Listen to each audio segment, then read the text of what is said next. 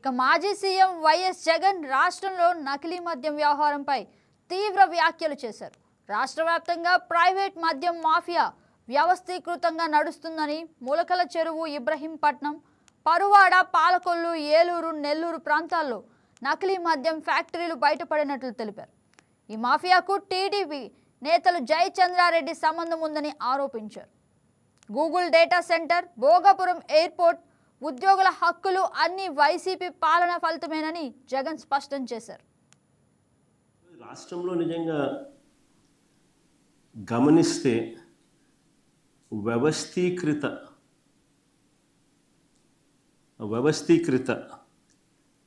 Illicit spurious liquor, illicit spurious మద్యం అన్నది వ్యవస్థీకృత పద్ధతిలో ఏకంగా ఈరోజు మందు అమ్ముడు కాబడుతూ ఉన్న పరిస్థితులు ఈరోజు రాష్ట్రంలో కనిపిస్తూ ఉన్నాయి.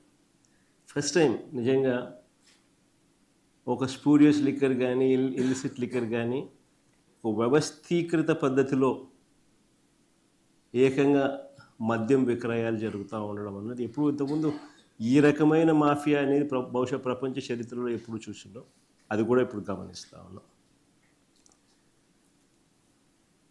ఏకంగా నకిలీ మద్యం చిన్నపాటి ఫ్యాక్టరీలే కనిపిస్తూ ఉన్నాయి రాష్ట్ర వ్యాప్తంగా. నకిలీ మద్యం అంటే ఇల్లిసిట్ అండ్ స్పూరియస్ లిక్కర్ ఏదైతే తయారు చేస్తూ ఉన్నారో వారి మద్యాన్ని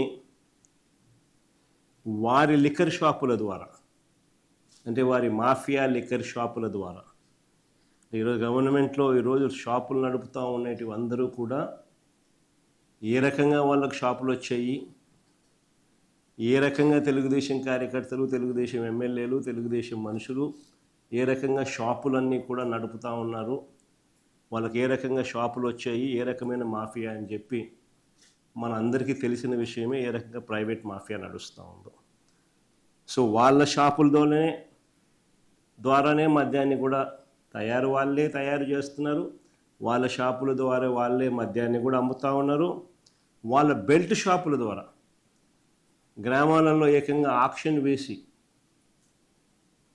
బెల్ట్ షాపులు స్థాపింపచేసి వాటికి పోలీస్ ప్రొటెక్షన్ ఇచ్చి, ఆ పోలీస్ ప్రొటెక్షన్ ఆధ్వర్యంలో గ్రామాలలో మద్యాన్ని అమ్మడం ఏదైతే శ్రీకారం చుట్టారో ఈ మాఫియా, ఆ బెల్ట్ షాపుల ద్వారా కూడా అమ్ముతూ ఉన్నారు. బెల్ట్ షాపులే కాకుండా ఏకంగా ఇల్లీగల్ పర్మిట్ రూములు వీళ్ళ ఆధ్వర్యంలోనే జరుగుతూ ఉన్న ఇల్లీగల్ పర్మిట్ రూముల ద్వారా కూడా మద్యాన్ని విడిగా అమ్ముతూ ఉన్నారు. ఈ కల్తీ మద్యాన్ని ప్రభుత్వ ఖజానాకు వేల కోట్ల రూపాయల నష్టం కలిగిస్తూ, ప్రజల ఆరోగ్యాన్ని పణంగా పెడుతూ, వీళ్ళ సొంత జోబులు నింపుకునే దానికోసం ఏ స్థాయికైనా దిగజారిపోయి ఈరోజు డబ్బుల కోసం వ్యాపారం చేస్తూ ఉన్న పరిస్థితులు ఈరోజు రాష్ట్రంలో చూస్తూ ఉన్నాం. చూస్తూ ఉన్న ఈ నేపథ్యంలో దొరికిపోయిన వైనాన్ని కూడా మనం గమనించాం. వాటాల్లో తేడా రావడంతో ఇదంతా కూడా బయటకు వచ్చింది. ఒక్క మొలకల చెరువులోనే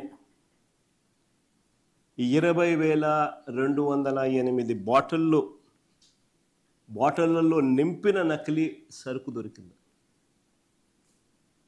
మరో 8,166 బాటిళ్లకు సరిపడా నకిలీ మద్యాన్ని కూడా పట్టుకున్నారు.